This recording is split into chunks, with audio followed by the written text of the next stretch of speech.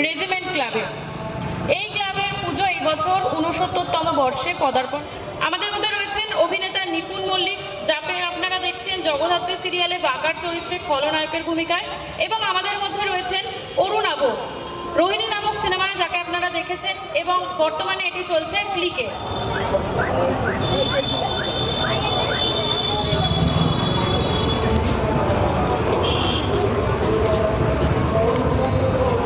একটু করতালি দিয়ে উৎসাহ করবেন।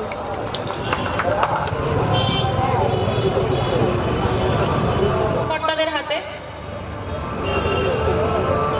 এদিকে সবাই, একটু এদিকে সবাই মিলে একটু করতালি দেবেন প্লিজ। ফোনটা একটু যাবেন। রেজিমেন্টের পক্ষ থেকে এটা আমাদের 69তম বর্ষ। এই বর্ষে রেজিমেন্ট যে চমক তৈরি করেছে সেটা হচ্ছে আমাদের মাতৃ প্রতিমাকে আমরা স্বর্ণালঙ্কারে সজ্জিত করেছি। বারাসাতে সর্বপ্রথম প্রায় 62 কেজি সোনা দিয়ে আমরা আমাদের প্রতিমাকে সুসজ্জিত করেছি। এটা আমাদের এবছরের সেরা চমক।